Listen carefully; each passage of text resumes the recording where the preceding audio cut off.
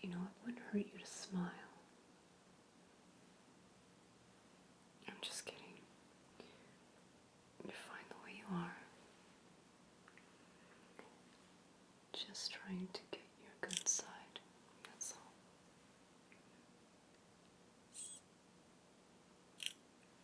If I can get you in focus.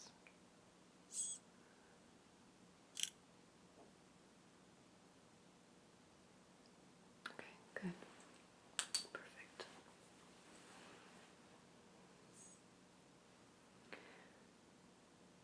Just posting to Facebook. I want to show it everyone. That's why I'm not good with secrets. I mean my own. Not if it's good. Okay, done.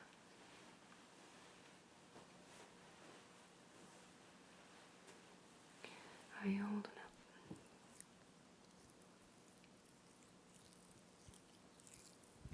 A silent treatment on. Didn't much care for being left here overnight. All by yourself. I'm sorry. Let me make it up to you. Okay, you finished. Set you to dry. And then you can come hang out with me in the living room until I can find you a nice home. How does that sound? There's that smile. Okay.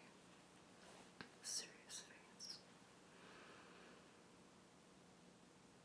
I can see the light of a new day.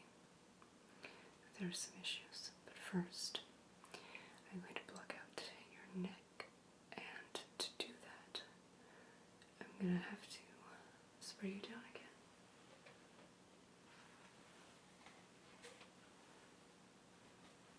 Just a little bit this time.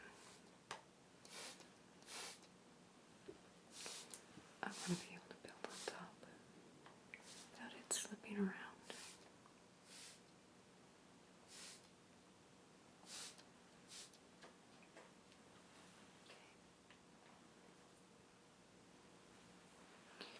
Okay. First thing I'm going to do is the digastic in mylohyoid under the chin. So basically I'm going to give you a turkey waddle. There was a character in Ally McBeal who had a weird thing for women's waddles, and he used to run the back of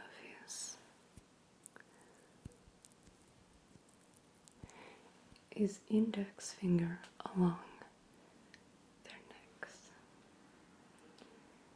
Just pretty weird, yes. Okay.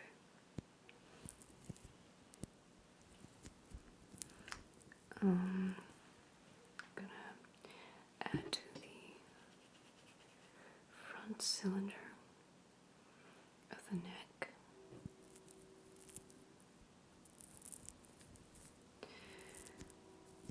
where the thyroid is. Okay, next I'm going to put the ceruloclatomastoid,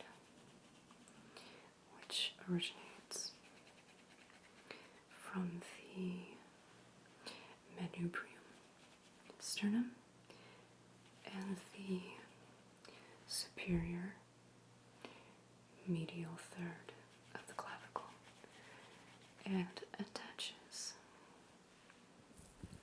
at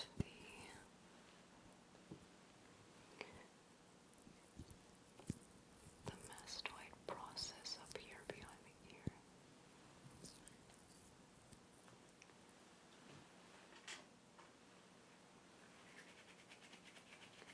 So, sternocleidomastoid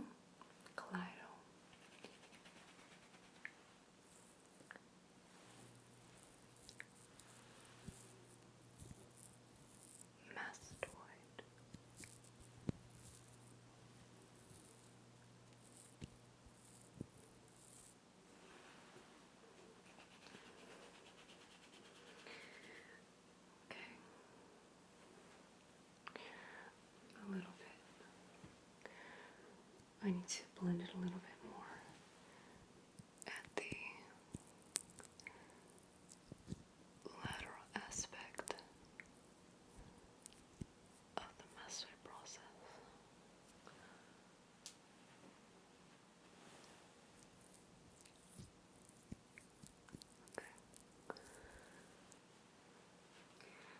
Okay, so we have the trapezius.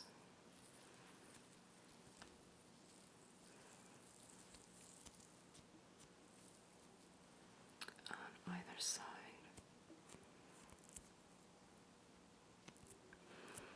And front deltoids.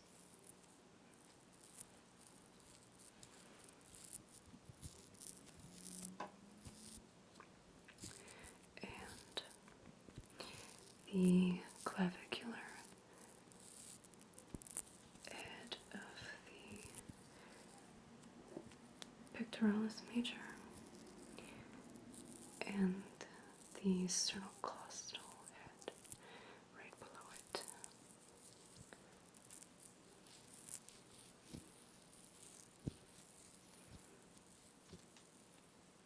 Okay. And I'll move to the back. The acromion, spine of the scapula, teres major, minor, splenius capitis. Finally, the seventh cervical vertebrae, spinous process, and the occipital protuberance. Okay, so now I can get a better idea of your bust, and I can see right off the bat that you need some more filling out at the nasolabial area here. So I'm just going to blend some clay there onto your cheeks, the inner part of your cheek, towards the middle of the face. And I also notice that you need some more definition at the side of your nose. I usually mix up this part with the nasolabial angle. You could say nasofacial angle. The reason why I get that confused is because when I forget a term, a compound term, I'll just think of the area that it's describing. So nasal and labial, because what is it called?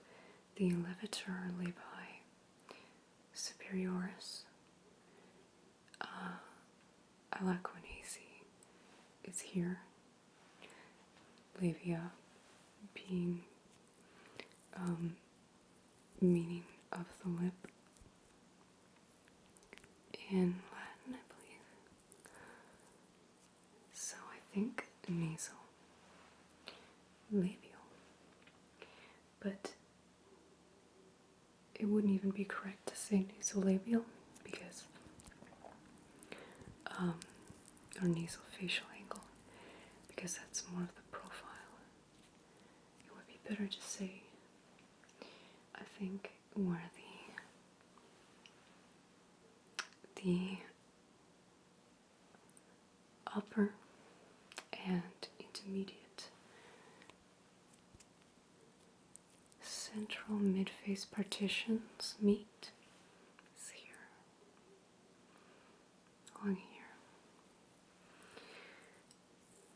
As I said, the nasofacial angle refers to profile, which I should really check because I don't want your cheeks to look bloated. So, this side is okay. Alright, so I went a little high on your orbital arch at the top. So I'm gonna have to build up your brow bone. And the thing is that I over exaggerate the angle when I'm trying to align it vertically with the medial fissure, or rather the medial end of the supraorbital fissure. That arch is what gives skulls that sad look. They're kind of diagonally oblong, so they flare out here and here. I always remember the shape of the upper orbit as it relates to something that Jenna Marbles called weird sperm-shaped eyebrows. You might have heard them referred to as tadpole eyebrows. I think they accurately describe the arch and shadow of the upper orbit.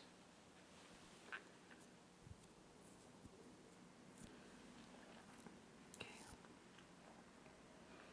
Then I need to refine the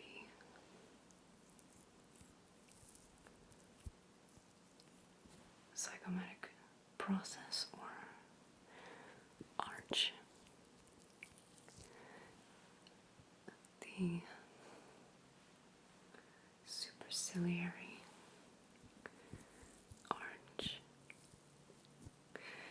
And yeah, your squama frontalis is not squamous enough. So I need to get my hands wet.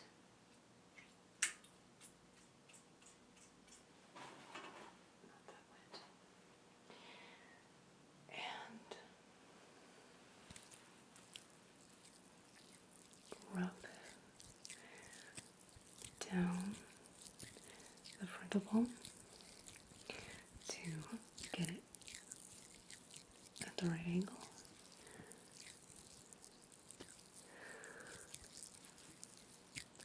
Squamous actually means scale or flat. It's Latin, of course, everything is Latin derived. And they use this term in histology to describe epithelial cells that look flat or scale-like.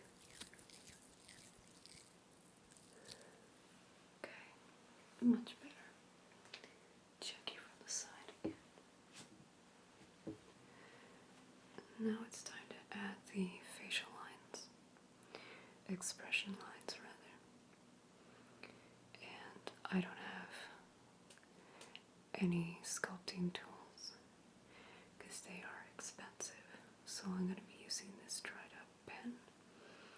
I got this idea from a friend of mine. This is an opportunity to add character into a face. Lines of the face say a lot about somebody's personality in their life, the hardships they've faced. Glabellar lines or Levin's crease.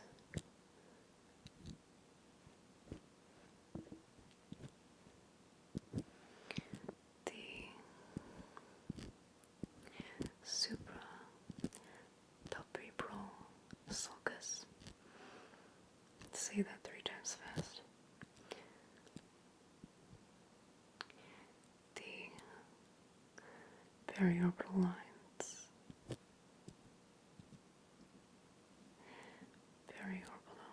orbital depression,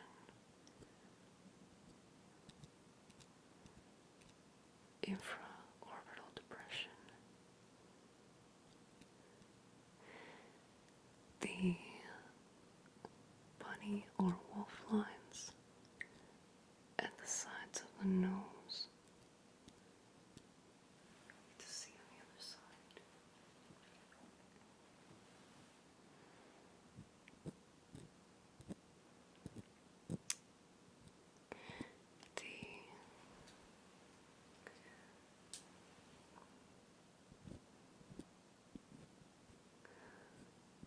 The supraalar crease.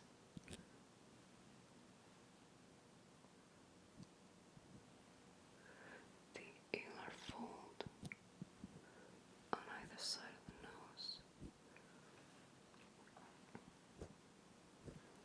Nasolabial fold, other side, and yeah, I think the oral fissure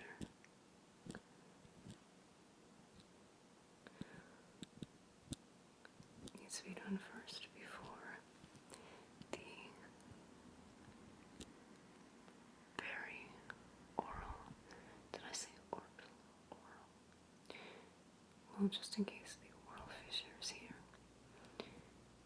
Oh yeah, oral commissures on either side. Finish the perioral lines, smoker's lines.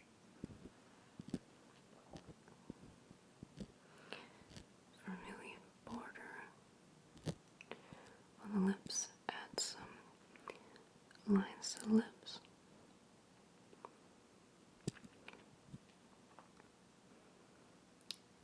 You might have heard of vermilion before. It's a color, so if you're shopping for paints, you might see vermilion red, which is a orangey red made of mercuric sulfide or mineral cinnabar. And then the mental crease.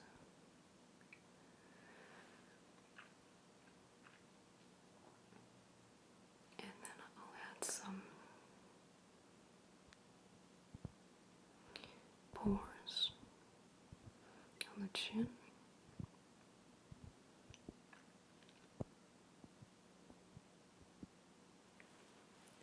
The nose.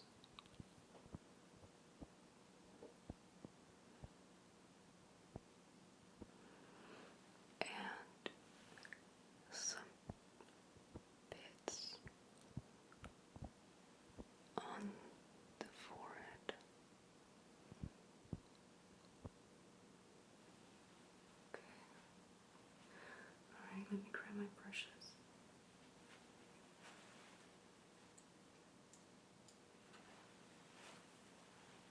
So, what happens when I'm using the pen is that the lines become too pronounced and they don't look realistic. So, I use soft brushes. I have two of them here, different sizes. And what I'll do is you'll have a line here and just press it on. And buff it out. Like that. Or with this one,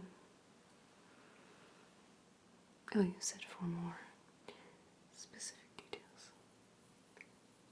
Go like that. Until it is properly blended. So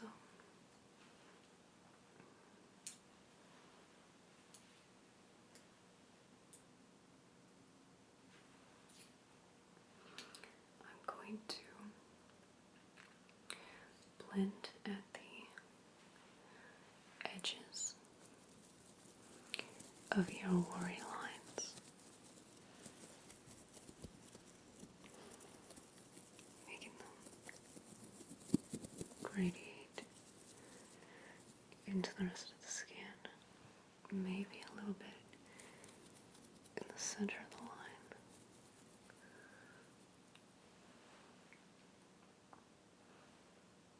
Switch to the small brush and do it at the upper tip of the clavicular or 11th crease.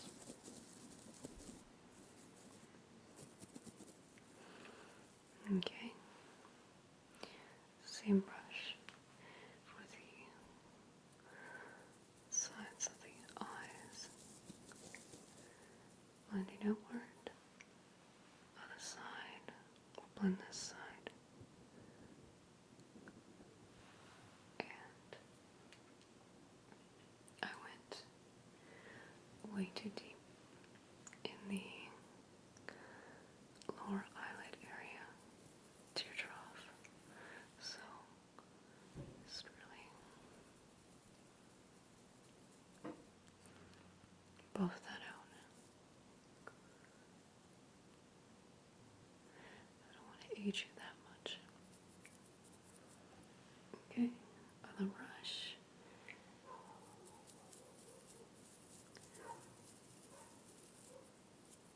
Good tip.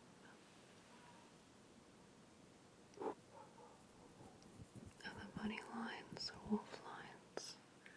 Right here.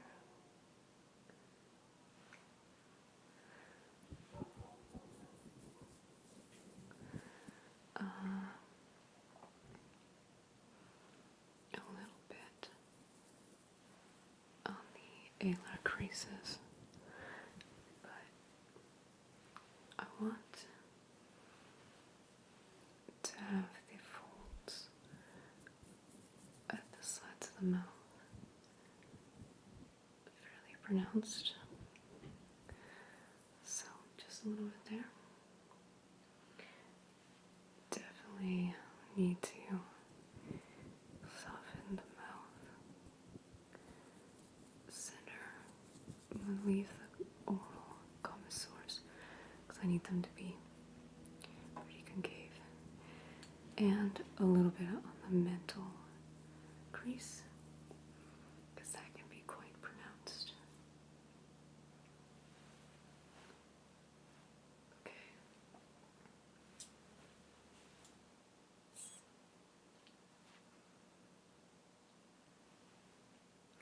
I don't think I'm gonna let you go.